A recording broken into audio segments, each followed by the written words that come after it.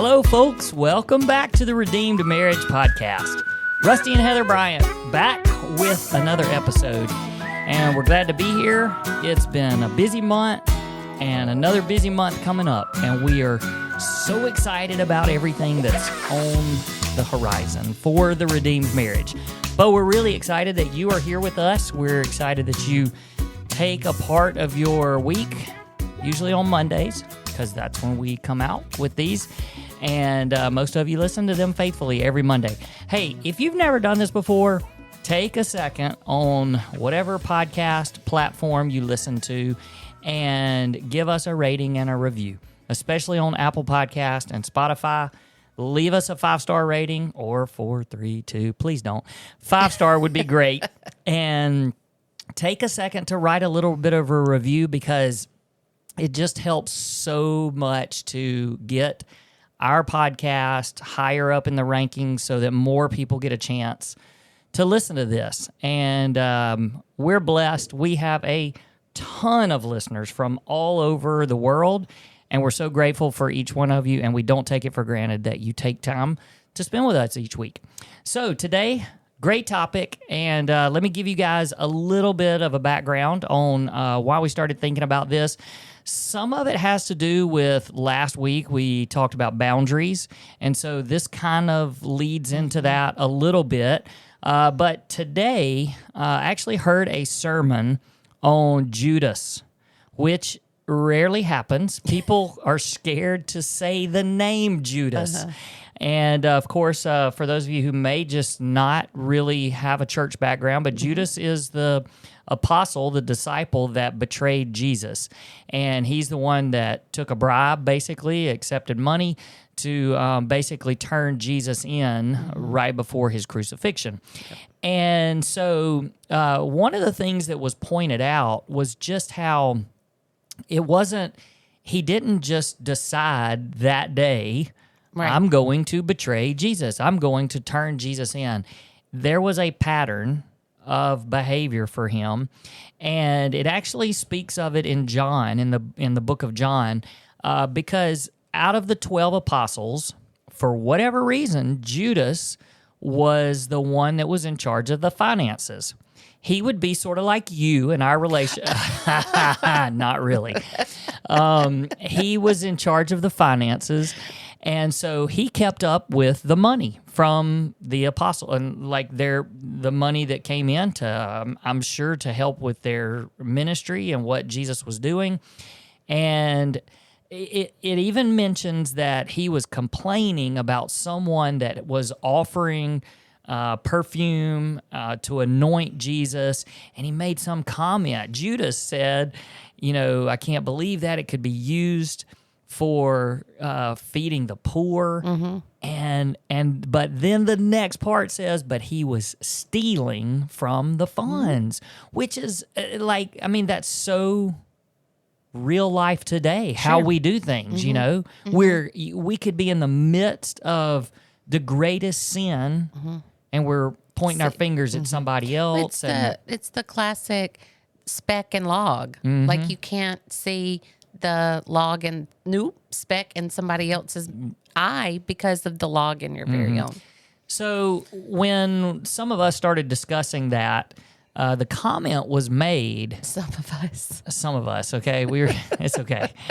At church. When we were discussing this afterwards, yeah, and somebody made a comment and said, there had to have been behavioral patterns along the way, and 11 disciples that were following Jesus, and you have to wonder, did somebody not ever say, hey, what's going on with Judas, and where shouldn't we have more? Where's all the money? Like, shouldn't we have more money than this? And I mean, as far as we know, he wasn't approached, even to the point when Jesus finally said, somebody's going to betray me. And, it doesn't say that any of them were like, I bet it's Judas, because that dude's going to be him. It's got to be him, right, because he's stealing the money and stuff. Right. And so it just made me start thinking how so many things I think could potentially be avoided if people would speak up and speak truth, and if we just had the guts to do that, and also the guts to listen. I mean, look, Jesus called him out and said, somebody's going to do it. And he says, well, is it me? And he goes, well, you're the one that spoke. So basically, you're the one. And then he still did it. Yep. But even after he said he wouldn't. Yeah. So I started thinking just about how you never, I mean, Judas did not wake up. It was a series of choices and a pattern of behavior that got him to where he was and where his heart was, in a place where he could betray Jesus. And so when we allow sin to creep into our life, that's what it does. It creeps in. And it's not like we just hit this big old sin all at one time. Right. It's little steps along the way. And I believe that there are people that recognize these things about other people and they never say anything. Right. And so what I want us to do today is just talk a little bit about that and also challenge you. So if you're listening to this and maybe you're one of those that you're listening to us, but you're not really doing anything about it. Maybe you're pointing your finger at somebody else.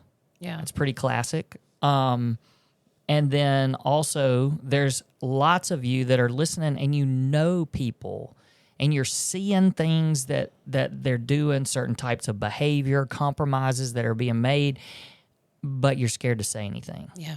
And so we want to just challenge you a little bit today. Which is why we were so hardcore last week about boundaries, is those are the things that, some of the things that we were lenient on, which led to some of the behaviors that nobody spoke into. So and we can even start right there. If you're one of these that has been listening, maybe you even listened to last week's episode on boundaries and you thought to yourself, that's not important for me. Or, no, they're talking to somebody else. They're not talking to me because I got this under control. Well, I mean, the challenge is we want you to listen to us because maybe there's not somebody else in your life that's speaking into you. Yeah. And honestly, I think maybe that's the first question that I would have for people is, are you living life in such isolation that there's nobody that you've even given permission to speak truth to you and to speak into your life? And if that's the case, that's a dangerous place to be because most of the sin begins in isolation because it's secret. And if you can keep it a secret, then you think you have it all under control. Right. And so my question there would be, who is it that you've allowed into your life that can speak truth, that I mean, I don't even want to say that you've given permission, but I'm not saying you've walked up to somebody and say, I give you permission to speak truth to me. But you know the people that you're close enough to that if they see something that's off about you, they would say something. Right. And are you surrounding yourself with the type of people that need to speak truth into your life? Because there may be, your close friends at work or your close friends wherever, even if they saw something, it wouldn't be a red flag to them because maybe they aren't living lives that are honoring to the Lord. So you have to make sure that you have people that would speak biblical truth to you if there was something that was a red flag for them. Yeah, and the last couple of weeks, actually, one of the words that keeps coming to me that I think we should do a podcast on at some point is community. And I think the reason why it's been such a big deal to me is because we have sort of built a community in some ways around the redeemed marriage where people are feeling comfortable either speaking with us or even in a group setting, because now that we have the mentoring group where It's a large group Right. setting of people that have already been through our marriage coaching, and so they're feeling comfortable sharing on a Zoom call that's Yeah. a large group. But I think so much of that is just the willingness to not be isolated, not live outside of community, and sometimes it requires you to actually take a step and build some community. Right. It's not going to just come to you all the time. Right. And so you have to make an effort. You have to take some steps. And I think that that's important, is just making sure that your community, like you said, is built of people that are pointing you towards Jesus and pointing your people that are for marriage. Marriages. That's right. Godly marriages. And it not only helps these people not feel alone, which we have seen is a huge part of this community, but also when you're talking to somebody that has the same boundaries and the same things that you have lined up, that you're like, okay, I don't feel so weird now, because the world would tell us that some of these boundaries we talked about are weird. They're like, oh, that's extreme. Or, I don't want anybody controlling me like that. Or I don't have to answer to anybody. The world can give you that perception. But if you're walking with somebody that has the same values and the same I've lost the word that I'm looking for, but convictions. Thank you. That you have and that you're trying to aim towards in your marriage, then it's easier to have somebody speak into you like that. Because if you don't have the same, that's still not it. The same. It's going to come to not me. Conviction? No, it's like values are the same. Principles. It's principles, all of those things. Like you just want for people to be walking. You want to walk with people who have the same values as you do. Yeah. And so if you're somebody that's out there and you're not struggling in this area, that you're not the one that really needs to, look, you're listening to this podcast. Sure. And so that's an incredible start to it. And hopefully you're not dismissing the things that we're saying.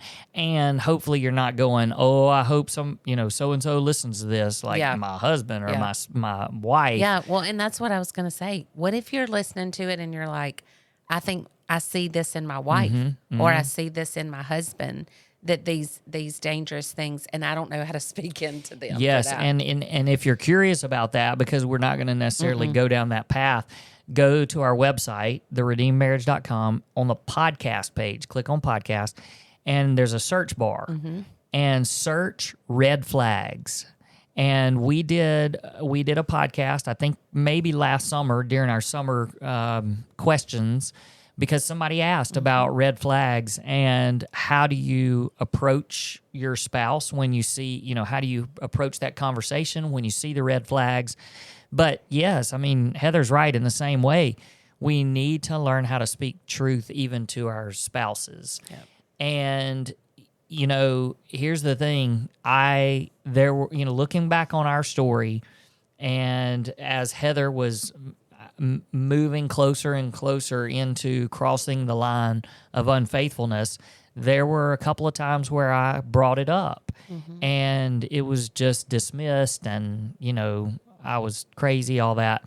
And then I became a little bit scared to say anything because of what it was going to, the fight that it was going to cause. And so let's just talk for a minute about that. Let's say that you are someone that's listening, you've recognized in someone that you're in community with, someone that you're friends with, and you've just noticed that there's some things that are just uncomfortable. Yeah. And you feel like somebody should say something, but you're not saying anything. It's not going to be me. Yeah. So let's just talk through what would be some of the reasons for people just not say anything. Yeah. Well, the first one that comes to my mind is you don't want to damage the relationship. Like if you say to them that you suspect something, or not even using those words, that's kind of harsh for the first thing, but just, making them aware, like the way you talked to him or the hug was too long, or that was a little bit flirty. You don't want to damage the relationship.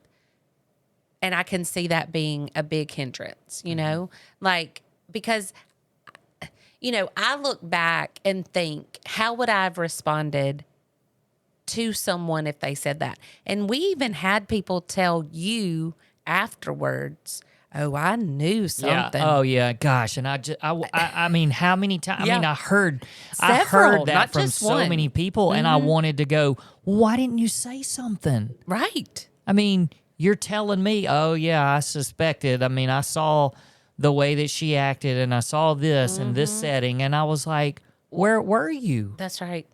I mean, yeah. And that's hard. I mean, it's hard to go back and think, especially for you. I know, especially for you, that there were people who saw me at different public locations, and were worried about it, but then just didn't say anything. So that goes back to your question of what causes people not to say something. And I will say, nobody likes confrontation. right. Nobody likes confrontation. And so there's a lot of times that we don't speak into things because we're avoiding that confrontation and we don't want to damage relationship. I think, you're right. Most people don't like confrontation. There are some people that love confrontation, but they stink at it. Like, they do it for the wrong reason, and so Yeah. they don't know how, they don't handle it right. But for the people that don't like confrontation, if you can learn the art of doing it in the right way, then you can be really, really effective in speaking truth to people. Yeah. But there are people out there that just love confrontation, and so they just come and they just run at you like a bull in a freight china. train. Yeah, and then it doesn't sit well. It becomes defensive. All those things that you said. And this wasn't really on our let's talk about that, but I will say, like, that's in life in general.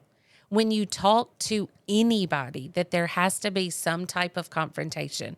The way you approach it is so important that you're saying, even if somebody had come up to me and say, gosh, I'm so thankful. I mean, just positive stuff first, like, I'm so thankful that we're friends, and I love your outgoing personality and how people are drawn to you. But I just noticed something, how you approach it is so important, because if somebody had just come up and been like, well, you're flirting with, so-and-so, I would have gotten really defensive really fast. Yeah. And I'm not saying that I wouldn't have gotten defensive if somebody came to me in love and grace. I don't know the posture of my heart. I mean, I know that I was in a really, really dark place, but I don't know how I would have responded. But I can promise you nobody tried, Well, and that's the difference. Well, and also, if you're able to correct something when you've made the Yes. first wrong turn, Way easier it's than so much easier to go back and get on the right path right. than if you're so many miles down That's right. that road. Because the further I got down that road, the more defensive I got. Definitely. Because I was convincing myself that I wasn't in the wrong. So at first I was probably a little bit more aware and attuned to, oh gosh, you may be right.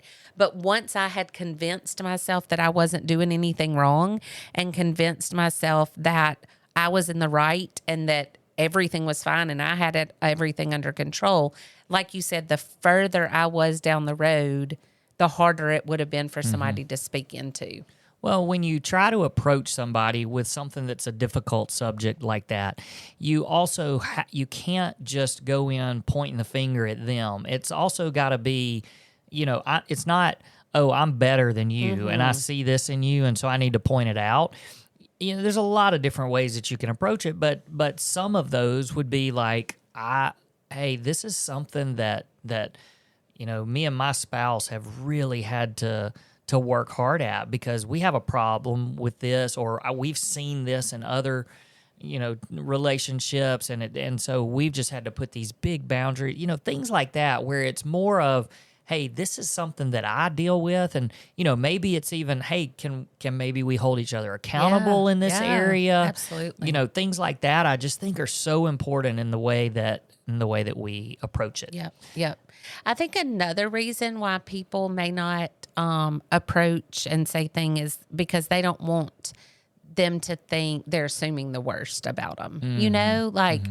Like I don't want to just be ugly, or I don't want you to think that I'm just assuming that that's something you would do, because I can even remember feeling that before I walked through it. If you wanted to say something to somebody, it's like they would think, great, I'm glad you think that I would do something like that. Yeah. I mean, it feels so judgmental. And I'm better than you. Yeah. Like if I say something, then I'm better than you, and I would never do anything like that. And so again, what you were just saying is it's so important how you approach it and how you go to somebody, and not just, damaging relationship, being confrontational. Those are just not healthy ways. Do you think that even some of that, like when we're given all these reasons, do they feel a little bit selfish? Like, their reasons for not doing it, it kind of has a focus on, well, I'm not going to do this because I don't want to look bad. I don't want you to look at me differently. I don't want to mess up our relationship. And, I don't want you to think this about me because I've approached, it comes back to a little bit of selfishness. And I don't know, even looking back at the apostles, I just wonder how many of them would look at Judas after. Is an apostle and a disciple the same word? Ish? Yeah. Okay. Ish. I just usually call them But disciples are people that follow. So he had lots of disciples. Okay. Like people that were following Mary and Martha and Lazarus and all those people. But he chose 12 apostles. I understand. Yeah. So, I wonder if some of them would, after the fact, had to look at it and go, gosh, were my eyes on myself and I couldn't even see what was happening, or I don't know. Yeah, I mean, gosh, I didn't even think about that. Like how they must have felt when Jesus was taken away. Like we were in relationship with the guy who turned him in. Right. And what if we had said something? It may have changed the fact that Jesus is on that cross. Yeah. That's huge. And so I don't know. It just feels like some of those things are a little bit. I mean, I know people are going, no, it's not selfish. I'm thinking about the other person, but I don't know. Sometimes you can just turn that back around and go, no, you're really thinking about yourself. And so if you get your eyes off yourself and think about that person, it doesn't matter what it does to your relationship or it's your responsibility if you see something to be able to speak some truth into that. Right. And we're called to do that. We're called to speak truth and love to fellow believers. Yep. And I know we've talked about this on another podcast, and you've said, your heart was in such a way, there was no way that you were going to listen to me. 100%. And, there's a pretty good chance that you maybe weren't going to listen to other people, but you would have early on. Sure. And I think that's the big thing here, is that you, and I just keep going, why didn't people, why didn't somebody say something? Right. And what if they would have? Right. I mean. And we don't know. And if you are happening to listening to this and you were like, oh gosh, I knew her back then and I saw things and I'm not mad at you. No, we're not mad. Like it's fine. Like that's not the point. Because who knows if I would have listened anyway. Right. The point is we are where we are, and we can go back and look at our story and see things that, gosh, if somebody would just hear this, and like Penny used to tell me all the time, please listen to me. Don't take the field trip. And so if you can, like if you're listening to this, I want you to say, gosh, like, I want to put that into place now. I want to invite community in. I want to invite truth speakers into my life to say, hey, if you notice anything, I need you to speak up. I need you to speak up. Because I think the other reason that we talked about was, and I believe it's more of a boy thing than a girl thing, is I can hear a boy thinking it's none of my business. Oh yeah, that's a good one. Yeah. Yeah, that's not my business. It's their marriage. That's none of my business. Yeah. It's none of my business what she's doing at that gym. Yeah. They can, this is their thing. They can handle it. They can take care of it. And I can see guys saying that more than girls. I think girls would be like, let me get up in your business. Yeah. Yeah, I think that, I think back to your story and our story, and I just wonder what would have been different or what could have been different. And then I think about where we are today, and I'm glad that we have this chance to speak into other people. And I am quite certain that we make people mad a lot of times. I'm sure, because we did even on the boundaries thing last week. Yeah. There were a few people who were like, we do. We probably make people mad. Well, I think we make people mad. And I also think that when we speak really directly, even sometimes in our marriage coaching and things, I think we probably offend some people sometimes because they don't necessarily want to hear the truth. And, if you're one of those people, then, I just ask you to really consider why you have those feelings and why those feelings. Look, and the thing is, we don't always say the right things. So I'm sure I'm sure some of the times we've offended people and we need to probably say, I'm really sorry. I didn't mean to offend you. But I do know this. You say it all the time. You say, you're not going to go and stand before the Lord one day and say nobody loved me enough to speak the truth. That's right. And so we have just learned there's not enough time. We have to speak the truth to people. That's right. And so, I do think I love the people that we've been able to do marriage coaching with through the last few years, because they come to us, almost all of them, with this attitude of, I'm ready to hear the truth. I want you to tell it like it is. We both need to hear the truth. Right. And for the most part, they're there because they know they need to be there, not just because my spouse needs to be here. Right. We need to be here together. Right. And so they're willing to do the hard work and work on it together. Yeah. Guys, relationships are tricky. Relationships are hard. And they take hard work. And that's not just your relationship with your spouse. Friendships. There's fractures. There's hard things. There's broken trust. All of those things, because we're two sinners. Even friendships, you're two sinners. You say hurtful things. You are selfish. You don't think of the other person. Like all of those things in any relationship. And so if just looking at the marriage relationship and friendships that could speak into that, you can't avoid hard stuff sometimes. But that hard stuff that you speak into each other can actually do some really, really good things that can keep major catastrophes from happening. Yeah. Just a little bit of truth and love. And if you don't know how to do that well, ask somebody. Ask a godly person, somebody at your church, and say, hey, I'm seeing this about my friend and I need some guidance in how to speak into it. Yeah. Don't ignore it. Don't ignore it, because I wish that someone had said something to me or to you early on. And I hope and pray that there can be many things stopped by just listening to this and hearing, you know what, I need to speak a little truth and love. Well, shameless plug would be you can pass along our podcast to somebody. That's right. That's right. But yeah, and even if you have to use us as a discussion starter or even blame us, we don't care. Yeah.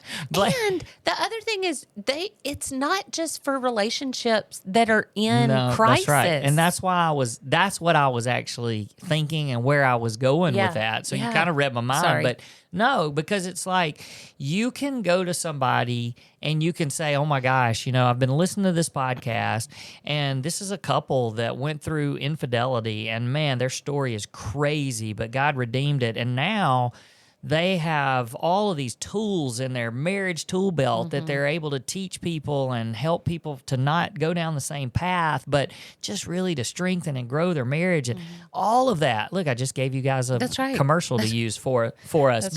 But then you say, and I mean, we haven't gone through infidelity, but I think we get something out of it by listening to it. So I think you would love it. Right. Like that. Yeah, that's the attitude to have. And it's not. I do think, and I know there are people out there that are scared to share our podcast with people because if I do, people are going to think I've had an affair. Like why are they listening to that? Yeah. Yeah. But most people are not like that. But we've had people say that. We've even had people say, gosh, I don't even know if, like, I love your T-shirts that you have, but I don't know if I want to buy one of your T-shirts because then people will think that we need to be a redeemed. Right. We all need to be a redeemed marriage. Let's be honest. And it just says redeemed. We're all redeemed. We're all redeemed. We are all redeemed. If you have accepted Jesus as your Lord and Savior and ask Him to be Lord of your life, then you're redeemed. That's the point of the cross. In fact, our new shirts they have our logo. Has the stones. Just has the stone logo on the back, about and it marriage, says redeemed. Because I was like, you know what? I'm going to take that off. I just want it to say redeemed because anybody can wear that. Yeah. Our children can wear that, and with the stones on the back. So somebody would have to say, what is that on the back for? To actually start that conversation. Now there's people listening that are like, I didn't know you had shirts. They're going to reach out. Yeah. And they're going to be like, hey, how do I get one of those shirts? Awesome. They're black and they say redeemed. And it's the same font as my redeemed tattoo on my arm. Shameless plug for Robbie Followell for writing that. Thanks, Robbie. You the best. Okay, I cut you off. You were about to say something because you went. Oh, did I? Sorry, it's gone. It's gone. Okay. Well, guess what else is gone? Our time. Our time. What a great segue into that. All right. Hey, guys, thanks so much for listening. We love all of you. We appreciate you taking the time out each week to join us on the Redeemed Marriage Podcast, and we'll see you next time. Peace.